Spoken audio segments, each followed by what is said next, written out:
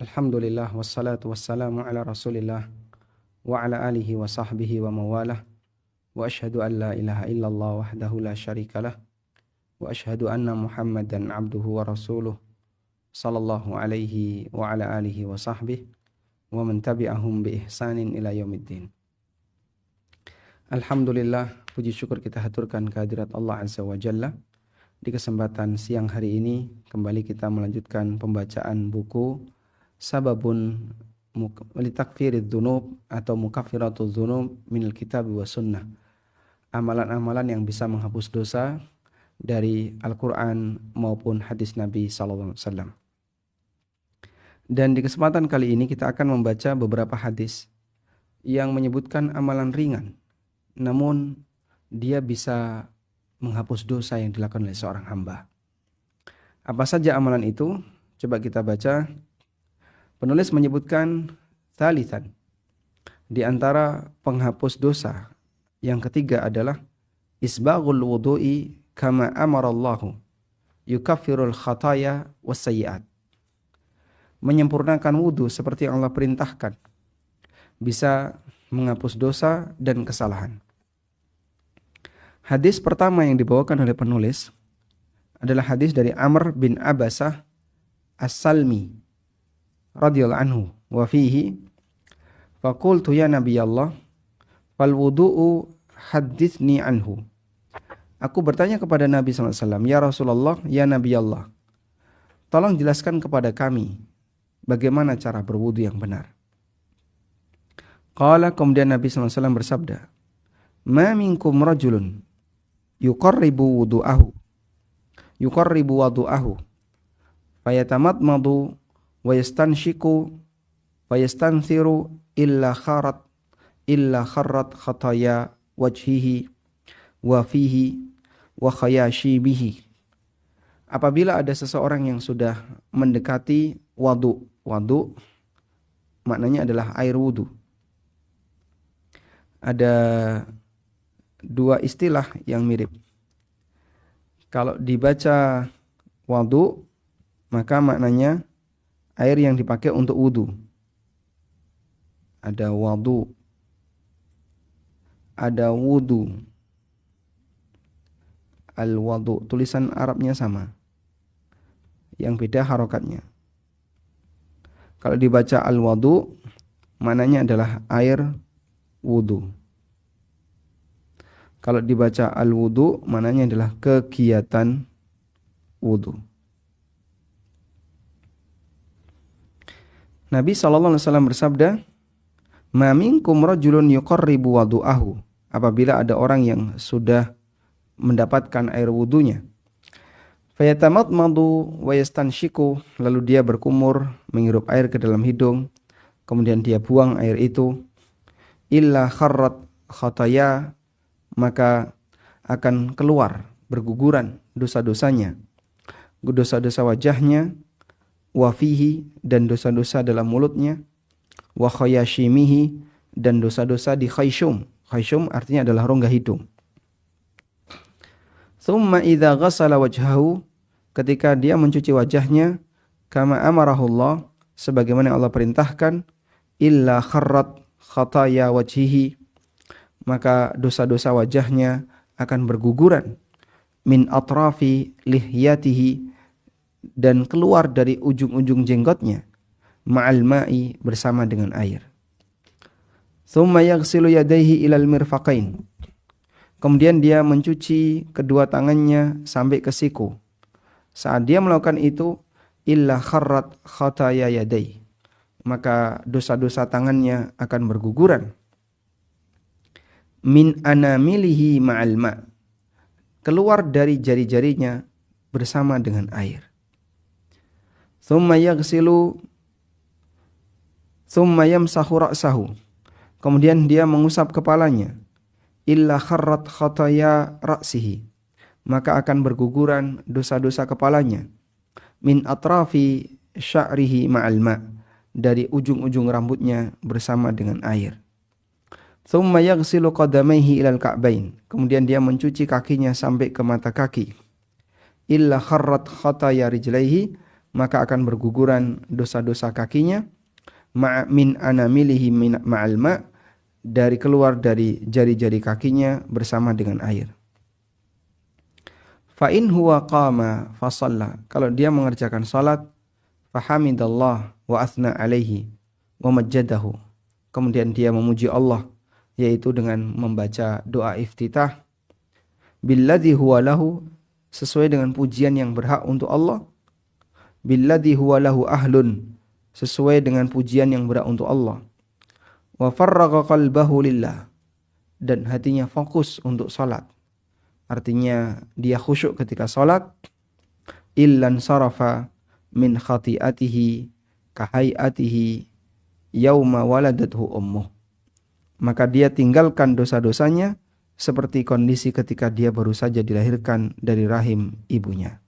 Subhanallah. Demikianlah sebuah amal yang sederhana, yaitu berwudu dengan sempurna.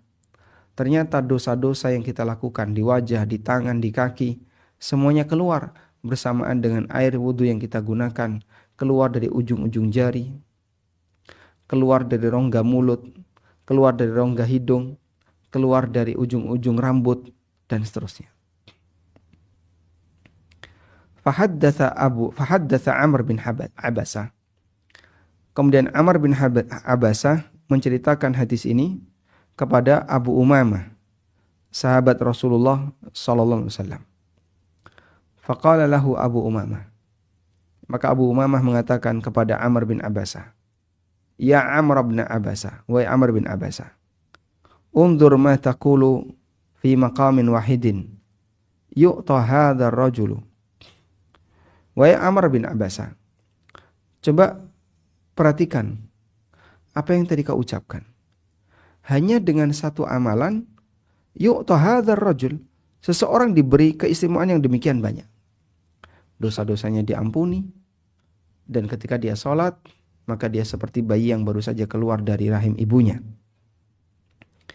Faqala Amr, lalu Amr mengatakan, "Ya Aba Umamah, laqad kabirat sinni, wa raqqa azmi, wa iqtaraba ajali, wa ma bihajatun an akdziba 'ala Allah." Wahai Abu Umamah. Jadi waktu Amr bin Abasah menyampaikan ini kepada Abu Umamah setengah enggak percaya. Masa sih amal demikian ringan sampai bisa menghapus dosa seperti itu? Maka Amr mengatakan, "Wahai Abu Umamah, aku sudah tua. Tulang-tulangku sudah lemah. Ajalku sudah dekat.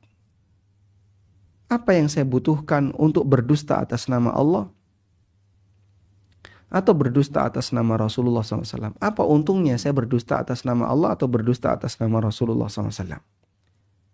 Laulam asma'hu min Rasulillahi SAW illa marratan au marrataini au thalathan hatta adda sab'a marratin." Andaikan aku tidak mendengar dari Rasulullah SAW sekali, 2 kali, 3 kali, sampai 7 kali. Amr bin Abasa menyebutkan, aku mendengar ini sampai 7 kali. Ma haddatsu bihi abadan. Tentu aku tidak akan pernah menyampaikan ini. Walakinni sami'tuhu aktsara min dzalika. Tapi aku pernah mendengar ini dari Nabi sallallahu alaihi wasallam lebih dari itu. Subhanallah. Jadi dalam satu hadis yang sama, pesan sama, tapi Nabi sallallahu alaihi wasallam menyampaikan itu berkali-kali. Sampai Amr bin Abasa mendengarnya lebih dari 7 kali. Sehingga ketika beliau sampaikan itu kepada Abu Umamah, kok Abu Umamah setengah enggak percaya, maka disampaikan oleh Amr. Andai kan bukan karena aku mendengar ini sekali, 2 kali, 3 kali, sampai 7 kali, aku tidak akan ceritakan kepada siapapun selamanya. Baik, dari sini menunjukkan betapa Nabi SAW ketika menyampaikan hadis, maka beliau sampaikan berulang agar memberikan penekanan kepada para sahabat, sehingga mereka demikian tertancap hadis itu pada dirinya. Sekarang kita lihat hadis ini diriwayatkan oleh Muslim tentang bab Islamnya Amr bin Abasa. Selanjutnya, dari Abu Hurairah radhiyallahu anhu, secara marfu. Secara marfu artinya sabda Nabi sallallahu alaihi wasallam. Idza tawadda'al abdul muslim, apabila seorang hamba yang muslim berwudu atau hamba yang mukmin berwudu, faghasala wajhahu, lalu dia mencuci wajahnya, kharaja min wajhi kullu khati'atin nadhara ilaiha, maka akan keluar dosa-dosa yang dia gunakan, dosa-dosa yang dilakukan karena dia melihat dengan matanya, ma'al ma, bersama dengan air, au ma'a akhiri qatril ma, atau bersama dengan tetesan air yang terakhir. Fa idza ghassala yadayhi, kalau dia mencuci kedua tangannya, kharaja min yadayhi kullu khati'atin, maka akan keluar dari kedua tangannya semua dosa. Kana batashatha yadahu ma'al ma, dosa yang dia lakukan karena sentuhan tangannya bersama dengan tetesan-tetesan air.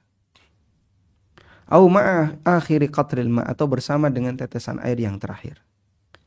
Fa idza ghassala rijlaihi, kalau dia mencuci kedua kakinya, kharajat kullu khati'atin mashatha rijlahu ma'al ma, maka akan keluar dosa-dosa yang terjadi karena langkah kakinya bersamaan dengan air. Au ma'a akhiri qatril ma, atau bersama dengan tetesan air yang terakhir. Hatta yakhruja naqiyan minadz dzunub, sampai dia keluar selesai wudu dalam posisi bersih dari dosa. Dan hadis ini sahih riwayat Muslim dan yang lainnya. Baik. Demikian pula hadis dari Utsman bin Affan radhiyallahu anhu. Beliau menyebutkan bahwa Rasulullah SAW pernah bersabda, apabila orang berwudu dengan sempurna, maka akan keluar dosa-dosa dari jasadnya, hatta takhruja min tahti adfarihi, sampai dosa-dosa itu keluar dari bawah kuku-kukunya. Kita mendapatkan catatan di sini bahwa air wudu yang digunakan untuk wudu bisa menghapus, bisa menguras dosa dari hamba. Semoga ini memberikan motivasi bagi kita untuk rajin berwudu dalam setiap keadaan, walaupun mungkin kita tidak ingin sholat. Misalnya wudu sebelum tidur, wudu ketika habis buang air, begitu selesai buang air kita wudu. Ya, meskipun kita tidak sedang mau sholat, namun kita berwudu, semoga salah satu di antara wudu yang kita lakukan betul-betul bisa menghapus dosa yang kita kerjakan. Nah, selanjutnya, di sini masih berbicara tentang masalah wudu, kemudian sholat 2 rakaat dengan khusyuk. Dari Humran, mantan budaknya Utsman. Beliau pernah melihat Utsman meminta dibawakan wadu. Tadi sudah kita sampaikan, wadu artinya air wudu. Utsman minta dibawakan air wudu. Lalu Utsman menuangkan air wudu ke kedua tangannya dari bejana, dari wadah. Jadi dulu wudunya orang masa silam adalah pakai wadah, pakai bejana, kemudian dituangkan. Faghasalahuma thalatha marrat, lalu beliau mencuci kedua tangannya 3 kali. Tsumma adkhala yaminahu fil wudu, kemudian beliau masukkan tangan kanannya ke dalam air wudu tadi. Tsumma tamadmada wastanshaqa wastanthar, lalu dipakai untuk berkumur dan menghirup air ke dalam hidung. Tsumma ghassala wajhahu thalathan, kemudian beliau mencuci wajahnya sebanyak 3 kali. Diciduk pakai tangan kanan, kemudian dicuci wajahnya sampai 3 kali. Wa yadayhi ilal mirfaqaini thalathan, kemudian beliau mencuci tangan sampai ke siku 3 kali. Tsumma masaha bi ra'sihi, kemudian beliau mengusap kepalanya. Tsumma ghassala kulla rijlin thalathan, kemudian beliau mencuci kaki beliau sebanyak 3 kali. Dan Anda lihat di sini semuanya dikasih 3 kali, tapi giliran mengusap kepala tidak ada keterangan 3 kali. Karena mengusap kepala itu cukup sekali. Tsumma qala, kemudian Utsman mengatakan, ra'aitun nabiyya sallallahu alaihi wasallam yatawaddau nahwa wudu'i hadza. Aku pernah melihat Nabi sallallahu alaihi wasallam berwudu seperti wuduku ini. Wa qala, setelah itu beliau bersabda, siapa yang berwudu seperti wuduku ini, kemudian dia salat 2 rakaat, la yuhadditsu fihi ma nafsahu, dia tidak ngobrol dengan dirinya. Tidak ngobrol dengan dirinya. Artinya apa? Ketika dia salat khusyuk. Ghafarallahu lahu ma taqaddama min dzambi, maka dosa-dosanya yang telah lewat akan diampuni, insyaallah. Baik.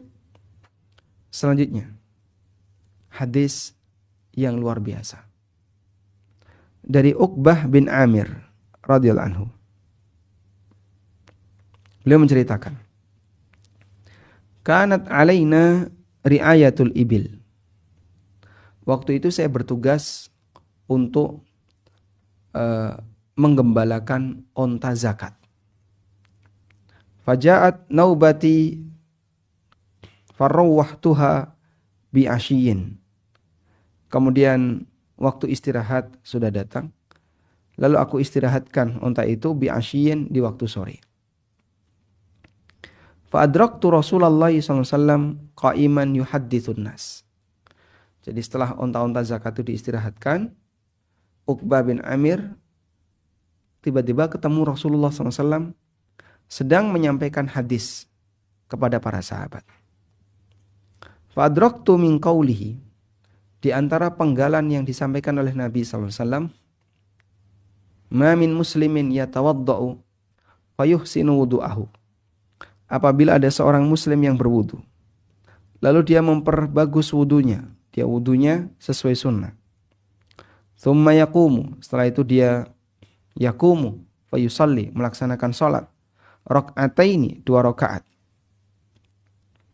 Muqbilun alaihi ma biqalbihi wajhi, dan dia khusyuk dalam salatnya. Illa wajabat lahul jannah, maka dia akan masuk surga. Fakultu, maka Uqbah bin Amir berkomentar, ma ajwada hadhi, betapa indahnya hadis ini. Fa idza qailun baina yaday yaqul, tiba-tiba ada orang di depan beliau mengatakan, allati qablaha ajwad, sebelumnya tadi beliau menyampaikan lebih hebat lagi. Fa nadartu fa idza huwa Umar, lalu aku lihat siapa yang ngomong ini. Oh, ternyata adalah Umar bin Khattab radhiyallahu anhu. Inni qad ra'aituka ji'ta anifan, kata Umar, saya lihat kamu baru saja datang kan. Jadi beliau enggak tahu hadis pertama yang disampaikan oleh Nabi sallallahu alaihi wasallam. Qala, Nabi sallallahu alaihi wasallam bersabda, ma minkum min ahadin yatawaddau fayublighu au yusbighu alwudu'a. Apabila ada orang yang berwudu lalu dia sempurnakan wudunya, thumma yaqulu, kemudian setelah selesai wudu dia membaca asyhadu an la ilaha illallah wa anna Muhammadan abdullahi wa rasuluh, illa futihat lahu abwabul jannah, maka akan dibukakan untuknya pintu surga yang jumlahnya ats-tsamaniyah, 8, yadkhulu min ayyiha sya'at, dia bisa masuk dari pintu manapun yang dia inginkan. Hadis ini sahih riwayat Muslim. Baik. Kenapa orang yang membaca ini memiliki keutamaan yang besar? Anda lihat, wudu dengan sempurna. Lalu setelah itu baca 2 kalimat syahadat. Setelah itu dia membaca 2 kalimat syahadat. Wudu dengan sempurna, kemudian dia membaca 2 kalimat syahadat. Apa yang terjadi? Dibukakan untuknya pintu surga yang jumlahnya 8. Dibukakan pintu surga yang jumlahnya 8. 8 pintu surga. Dan boleh masuk dari pintu manapun. Kenapa amal yang demikian ini bisa mengantarkan ke arah surga? Wudu ini menggambarkan suci lahiriah. Wudu menggambarkan suci lahiriah. Sedangkan kalimat syahadat menggambarkan suci batin. Suci batin. Karena ketika orang mengucapkan dua kalimat syahadat, dan itu merupakan kalimat tauhid, maka menunjukkan bahwasanya akidahnya lurus, akidahnya benar. Sehingga gabungan suci lahir dan suci batin, dia dapat surga. Sehingga Nabi SAW menyebutkan dalam hadis ini, orang yang berwudu dengan sempurna, lalu dia mengucapkan asyhadu an la ilaha illallah wa anna muhammadan abdullahi wa rasuluh, maka pintu surga yang jumlahnya 8 akan dibuka, lalu dia boleh masuk dari pintu manapun. Baik, masih berkaitan dengan menyempurnakan wudu, dan di sini juga bisa jadi kafarah untuk dosa yang belum, untuk dosa-dosa yang dia lakukan. Sebagaimana sabda Nabi SAW, ma min imri'in muslimin, apabila ada seorang muslim, tahduruhu salatun, datang waktu salat, maktubatun, waktu salat wajib, fayuhsinu wudu'aha, kemudian dia menyempurnakan wudunya, wa khusyu'aha, dan menyempurnakan khusyuknya, rukuknya, maka itu akan menjadi kafarah untuk dosa-dosanya yang telah lewat, malam yu'ti kabiratan, sepanjang dia tidak melakukan dosa besar. Wa dzalika dahru kullahu, dan itu berlaku sepanjang masa. Di sini hadisnya riwayat Muslim. Baik. Ini amal-amal yang ringan, jadi wudu yang sempurna ternyata bisa menjadi kafarah dosa, bisa menjadi penghapus dosa. Sebagaimana tadi disebutkan bahwa ketika orang itu berwudu, maka dosa-dosanya akan keluar bersamaan dengan tetesan-tetesan air. Selanjutnya, amal berikutnya yang bisa menghapus dosa adalah muadzin. Beliau dimintakan ampunan sejauh jangkauan suaranya. Wal adzanu tughfiru bihi dzunuba wa yudkhilul jannah. Wal adzanu tughfaru bihi dzunubu wa yudkhilu al jannah. Adzan, dosa-dosa hamba akan diampuni dan dia akan dimasukkan ke dalam surga. Seorang muadzin akan diampuni, dimintakan ampunan sejauh jangkauan suaranya. Walahu mithlu ajri man shalla ma'ahu, dan dia mendapatkan pahala seperti orang yang sholat di belakang imam. Berdasarkan hadis Al-Barra bin Azib radhiyallahu anhu, bahwa Nabi SAW pernah bersabda, Innallaha wa malaikatahu yusalluna ala saffil muqaddam.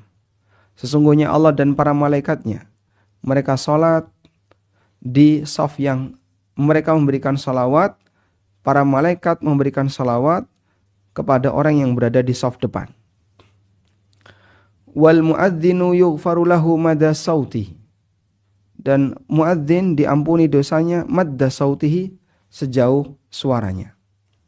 Wa yusaddiquhu man sami'ahu min radbin wa yabis, dan dibenarkan oleh makhluk yang mendengarnya, baik yang hidup, yang basah maksudnya yang hidup, maupun yang sudah kering maksudnya mati.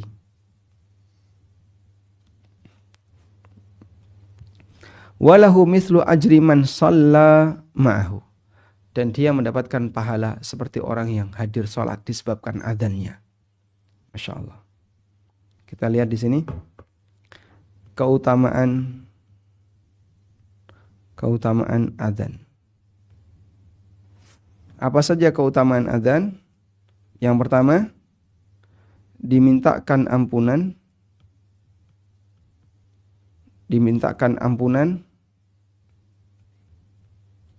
oleh makhluk sejauh oleh makhluk sejauh apa? Sejauh jangkauan suaranya.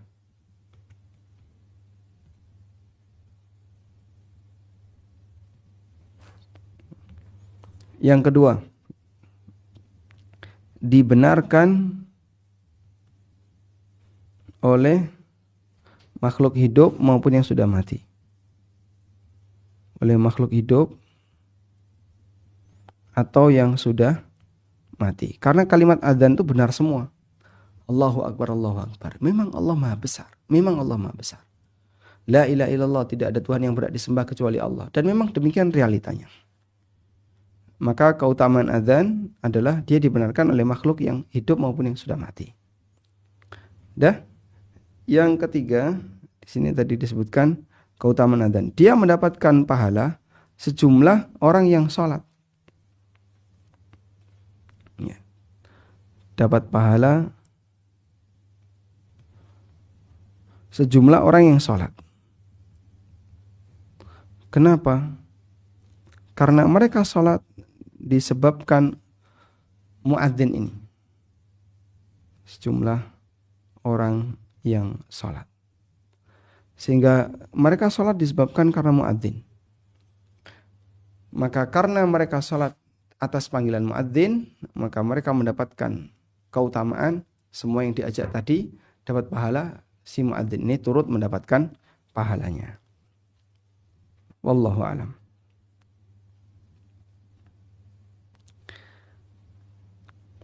Di sini ada sebuah hadis yang lain yang menunjukkan tentang keutamaan adzan. Dari Uqbah bin Amir. Aku mendengar Rasulullah SAW bersabda, Ya'jabu rabbukum min ra'i ghanamin fi ra'si syadhiyah. Allah terheran dengan penggembala kambing yang berada di puncak syadhiyah. Apa syadhiyah? Al-qit'ah tanqati'u minal jabali walam yanfasil minhu. Bagian dari gunung terpisah namun belum lepas. Ya, misalnya ada bukit panjang, tiba-tiba ada cekungan dikit, lalu ada gunung dikit, gunung kecil. Nah itu namanya asyadiyah.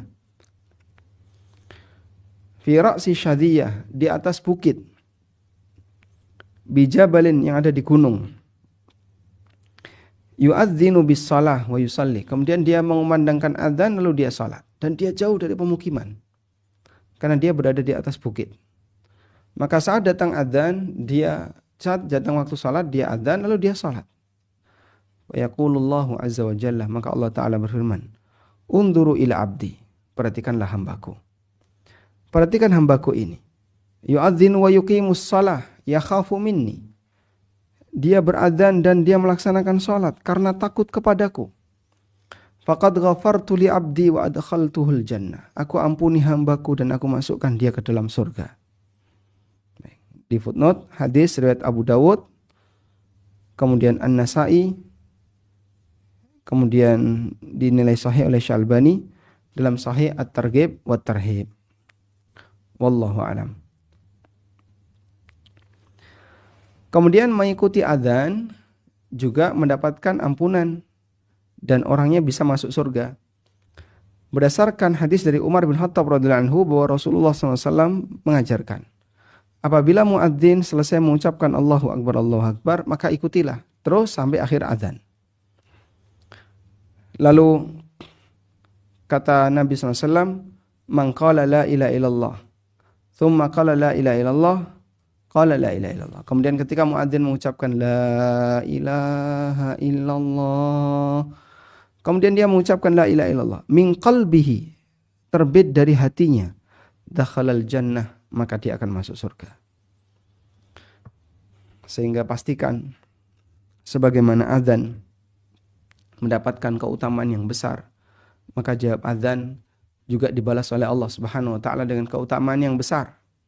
Di mana orang yang adzan dan dia meniru, atau orang yang menjawab adzan dan dia meniru apa yang diucapkan oleh muadzin, terbit dari hatinya ikhlas, maka dia akan dimasukkan ke dalam surga. Wallahu a'lam.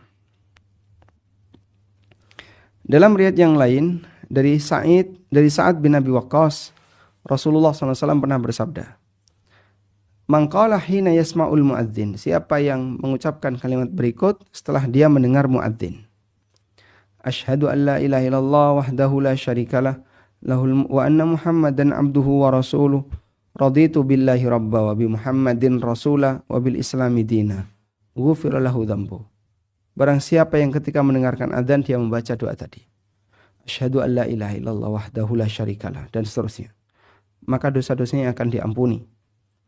Qala Ibnu Rum fi riwayatihi, kata Ibnu Rum dalam riwayatnya, man qala hina yasma'ul muadzin wa ana asyhadu, siapa yang mengucapkan kalimat berikut ketika dia mendengarkan muadzin, asyhadu an la ilaha illallah wahdahu la syarikalah wa anna Muhammadan abduhu wa rasuluh, sampai akhir doa. Wallahu a'lam. Selanjutnya dari sini kita bisa lihat ya, bahwa ada azan, ada menjawab azan. Kita tahu keduanya amal soleh. Keduanya adalah amal soleh.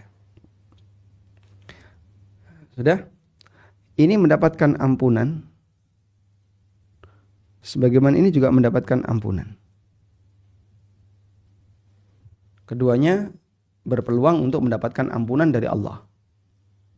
Baik.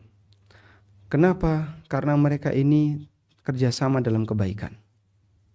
Mereka ta'awun 'alal birri wat taqwa. Karena mereka kerjasama dalam kebaikan. Demikianlah realita yang kita saksikan. Sehingga yang adzan mengumandangkan adzan, yang di rumah menjawab adzan, di situ saling bersambut antara orang yang adzan dengan orang yang menjawab adzan. Maka mereka kerjasama dalam kebaikan, sehingga yang satu dapat ampunan, yang satu juga dapat ampunan.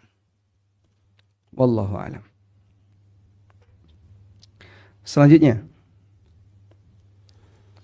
ketika berjalan menuju salat wajib, maka setiap langkah akan menghapus dosa, dan yang satunya meninggikan derajat.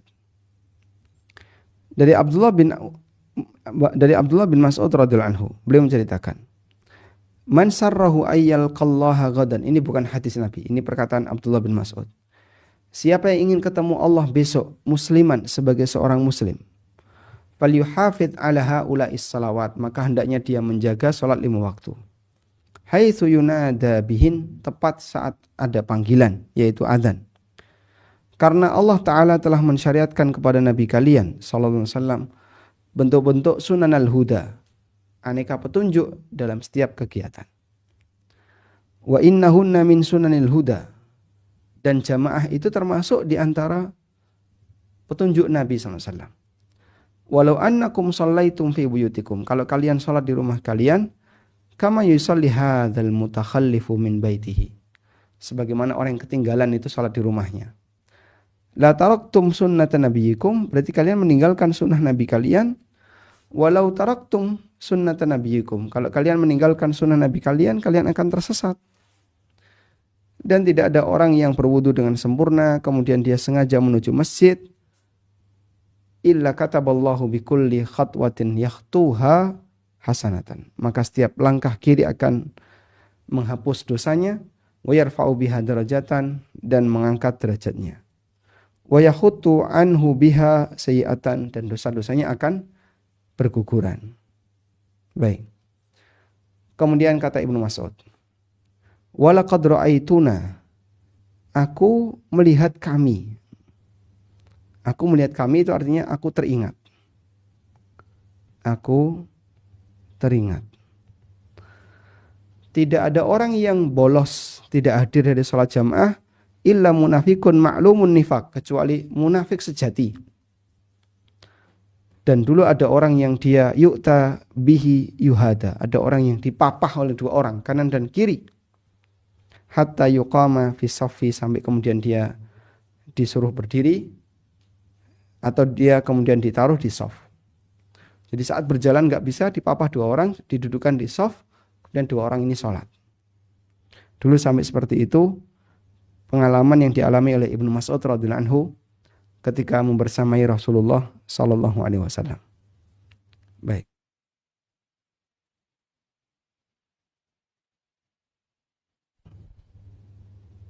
Mohon ditunggu ya.